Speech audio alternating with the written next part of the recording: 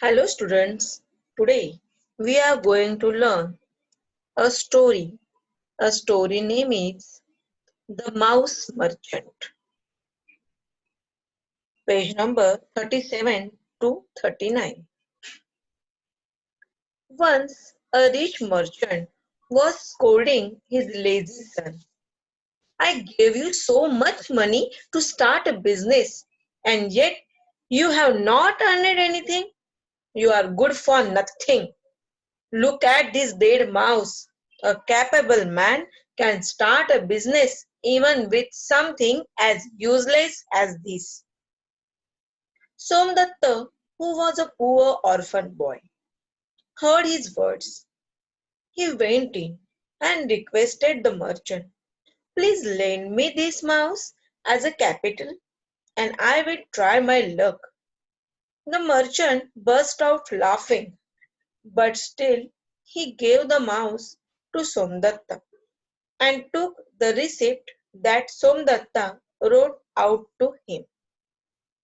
Merchant व्यापारी scolding रागावून बोलणे earn म्हणजे पैसे कमावणे गुड फॉर नथिंग म्हणजेच बिनकामाचा डेड मेलेला कॅपेबल कार्यक्षम इवन सुद्धा युजलेस म्हणजेच निरुपयोगी पुअर गरीब ऑर्फन म्हणजेच पोरका आई वडील नसलेला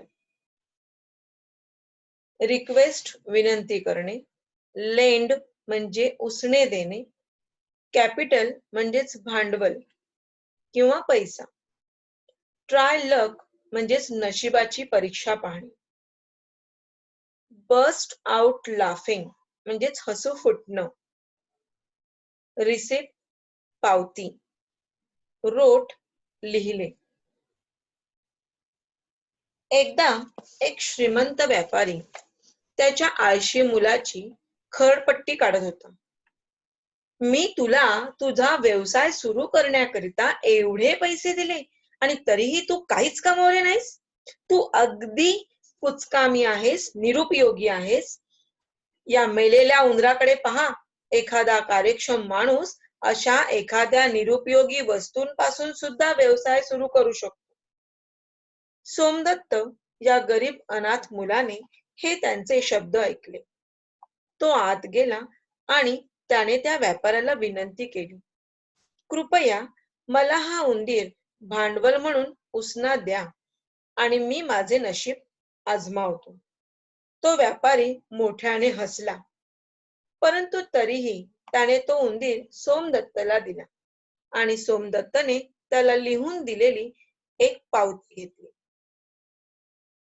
Somdatta was walking down the street with the dead mouse in his hand when another shopkeeper called him. Come here, boy. I need the mouse to feed my cat. I will give you 2 handfuls of gram for it. Somdatta accepted the gram. At home, Somdatta roasted the gram well. Then he took a pitcher of water and stood at the crossroads with his gram and the water. He waited for a long time. In the evening, when the laborers were returning from the wood, they saw the boy with roast gram and water. Somdatta offered them the gram and water politely. हँडफुल म्हणजेच मुठभर feed खाऊ घालणे किंवा खायला देणे gram म्हणजेच हरभरे किंवा चणे ऍक्सेप्ट म्हणजे स्वीकारणे रोस्ट म्हणजेच रोस्टेड दिलेला आहे ते रोस्टेड याचा अर्थ भट्टीत किंवा विस्तवावर ठेवून भाजणे पिचर म्हणजेच मातीचे मोठे भांडे स्टूल म्हणजेच स्टँडचा पास्ट टेन्स आहे तो उभा राहिला क्रॉस रोड म्हणजेच याचा अर्थ दोन मुख्य रस्त्यांना जोडणारा एक आडवा रस्ता असतो त्याला क्रॉस रोड म्हणतात वेट म्हणजेच वाट पाहणे लेबरर म्हणजेच मजदूर किंवा कामगार रिटर्न परत येणे. वूड म्हणजेच लाकूड. वूडचे पण दोन अर्थ आहेत. WOOD वूड म्हणजेच इथे लाकूड आहे आणि दुसरं WOOD वूड म्हणजे जंगल. ऑफर म्हणजेच देऊ करणे. पोलाइटली म्हणजेच अगदी नम्रपणे. तो मेलेला उंदीर हातात घेऊन सोमदत्त रस्त्याने चालला होता. त्याच वेळी दुसऱ्या एका दुकानदाराने त्याला बोलावले. मुला, इकडे ये. मला तो उंदीर माझ्या मांजराला खाऊ घालण्याकरिता पाहिजे. मी त्याकरिता तुला 2 मूठभर हरभरे देईन. सोमदत्तने ते हरभरे स्वीकारले.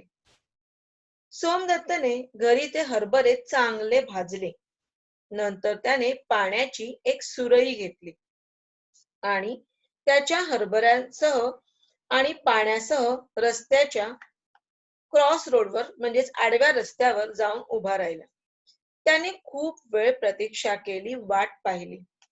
संध्याकाळी मजूर किंवा कामगार लोक जंगलातून परत येत असताना त्यांनी भाजलेले हरभरे आणि पाणी घेऊन असलेल्या त्या मुलाला पाहिले.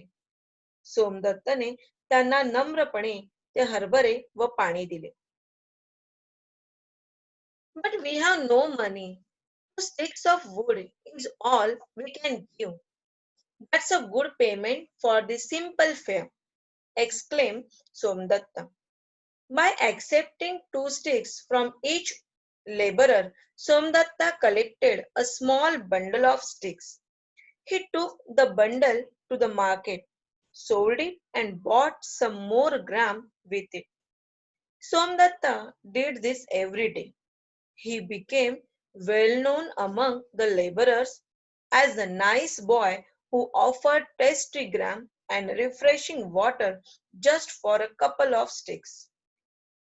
Many of them began to buy his gram every day on their way back from the woods. Somdatta got several bundles of sticks every day because now he had so many customers. मनी म्हणजेच पैसा, payment म्हणजेच दिलेली रक्कम, fair म्हणजेच खाण्याची वस्तू,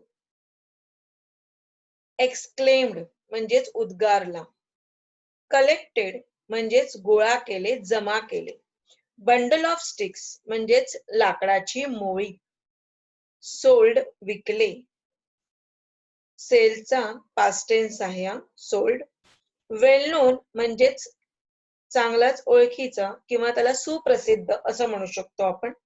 refreshing म्हणजेच ताजतवानं करणार. अ कपल ऑफ म्हणजेच 2. सेव्हरल म्हणजेच अनेक. कस्टमर्स म्हणजेच गिराईक किंवा आपण त्याला ग्राहक पण म्हणतो. परंतु आमच्याकडे पैसे नाहीत. आम्ही तुला फक्त लाकडाच्या 2 काठ्या देऊ शकतो. या साध्या भोजनाकरिता ही चांगलीच बिदागी आहे, खाद्य आहे हे आपल्याला मिळाले असे सोमदत्त उद्गारला. प्रत्येक मजुराकडून 2 काठ्या घेऊन सोमदत्तने काठ्यांची एक मोळी गोळा केली. त्याने ती मोळी बाजारात नेली, ती विकली आणि त्यातून त्याने आणखी काही हरभरे आणले. सोमदत्त असे दर दिवशी करू लागला.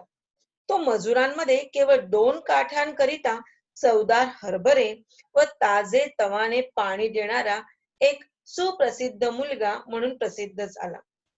त्यांच्यापैकी अनेक जण जंगलातून परत येताना त्याचे हरभरे दर दिवशी विकत घेऊ लागले. सोमदत्तला दर दिवशी काठ्यांच्या अनेक मोळ्या मिळू लागल्या, कारण त्याला आता भरपूर ग्राहक मिळू लागले होते. Once, when Somdatta was selling the sticks in the market, he met a potter. He needed wood to burn in his furnace. In return for the sticks, he gave Somdatta pots for his gram and a few pitchers for the water. Somdatta did not waste any money. He worked hard to sell the wood in the morning and the gram in the evening. One day he had enough money to buy all the wood from the laborers. He sold it at a good price in the market. After some time, he even set up his own shop in the market. He was always polite to his customers. Some of them paid him cash while others paid him in kind. They gave him whatever articles they could offer. Somdatta always found some way of selling the articles to those who needed them. Potter म्हणजेच कुंभार. मातीच्या वस्तू बनवणारा जो आहे त्याला आपण Potter म्हणजेच कुंभार असं म्हणतो. नीड म्हणजेच आवश्यकता असणं, निडेड आवश्यकता किंवा गरज. बर्न म्हणजेच जाळणे. फर्नेस म्हणजेच भट्टी, जिथे भाजलं जाते मातीची भांडी त्याला भट्टी असं म्हणतात. इन रिटर्न याचा अर्थ च्या बदल्यात. वेस्ट म्हणजे वाया घालवणे. वर्क हार्ड खूप कष्ट करणे. इनफ पुरेसे. प्राइस भाव किंवा किंमत. सेटअप म्हणजेच उभारणे, सुरू करणे. कॅश म्हणजेच रोख रक्कम. पेड हा पेचा पास्ट टेन्स आहे, म्हणजेच पेचा भूतकाळ आहे. पैसे दिले. इन काइंड म्हणजेच त्याऐवजी किंवा त्या बदल्यात वस्तू रूपामध्ये. आर्टिकल्स म्हणजेच वस्तू. एकदा बाजारात सोमदत्त त्या काठ्या विकत असताना त्याला एक कुंभार भेटला. त्याला आपल्या भट्टीत जाळण्याकरिता लाकडे पाहिजे होती. त्या काठ्यांच्या बदल्यात त्या कुंभाराने सोमदत्तला हरभऱ्यांकरिता मातीची भांडी आणि पाण्याकरिता थोड्या सुरया दिल्या. सोमदत्तने कोणतेही पैसे वाया घालवले नाही. तो सकाळी लाकडे विकण्याकरिता आणि संध्याकाळी हरभरे विकण्याकरिता खूप मेहनत करू लागला. एक दिवस त्याच्याकडे त्या मजुरांकडून सर्वच्या सर्व लाकडे विकत घेण्या एवढे पैसे जमा झाले. त्याने ती बाजारात चांगल्या किमतीने विकली. काही काळानंतर त्याने बाजारात स्वतःच्या मालकीचे दुकान सुद्धा थाटले. तो आपल्या ग्राहकांशी नेहमी नम्रपणे वागत असे. त्या ग्राहकांपैकी काही जण त्याला रोख पैसे देत असत, तर काही जण त्याला वस्तूंच्या स्वरूपात किंमत देत असत. ज्या ज्या वस्तू त्यांना देता येऊ शकतील त्या त्या वस्तू ते त्याला देत असत. सोमदत्त नेहमीच त्या वस्तू गरज असलेल्या लोकांना विकण्याचा कोणता तरी मार्ग शोधत असे. After a few years, Somdatta became a wealthy merchant in the town. One day, he asked the goldsmith to make him a small golden mouse. He took the mouse to the rich merchant. I had borrowed a dead mouse from you as capital many years ago. Today, I have come to return it. Please accept this golden mouse. The rich merchant was greatly surprised. He saw He was so impressed with Somdatta's business skills that he gave him his own daughter in marriage. Thus, Somdatta, who was a poor orphan boy, earned money and respect due to his intelligence, hard work, and politeness. It is not known whether the rich man's son learned any of the skills from Somdatta. Whatever, जे काही. Wealthy श्रीमंत. Goldsmith म्हणजेच सोनार, सोन्याच्या वस्तू बनवणारा त्याला Goldsmith म्हणतो आपण. गोल्डन सोन्याचा किंवा सोनेरी. बॉरो म्हणजेच उसने घेतले होते, बॉरोड. सरप्राइज्ड म्हणजे आश्चर्य वाटले. इम्प्रेस्ड प्रभावित झाले किंवा मनावर छाप पडली. स्किल्स कौशल्ये. मॅरेज लग्न किंवा विवाह. रिस्पेक्ट आदर किंवा मान, ड्यू टू म्हणजे च्यामुळे, इंटेलिजन्स बुद्धी, हुशारी, लर्न्ड म्हणजे शिकला.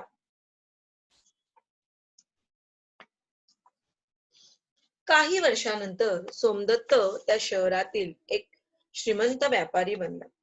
एके दिवशी त्याने एका सोनाराला त्याच्यासाठी एक लहान सोन्याचा उंदीर तयार करायला सांगितले. तो सोन्याचा उंदीर त्या श्रीमंत व्यापाऱ्याकडे घेऊन गेला. बऱ्याच वर्षांपूर्वी मी तुमच्याकडून भांडवल म्हणून एक मेलेला उंदीर उसना घेतला होता. आज मी तो तुम्हाला परत करायला आलो आहे. कृपया हा सोन्याचा उंदीर स्वीकारा. तो श्रीमंत व्यापारी अत्यंत प्रभावित झाला.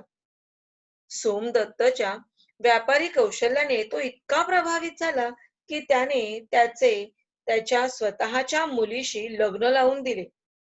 अशा प्रकारे गरीब, अनाथ असलेला सोमदत्तने त्याची बुद्धिमत्ता, मेहनत आणि नम्रता यामुळे पैसा आणि सन्मान दोन्हीही मिळवले. त्या श्रीमंत माणसाचा मुलगा सोमदत्ताकडून काही कौशल्य शिकला की नाही ते समजलं नाही.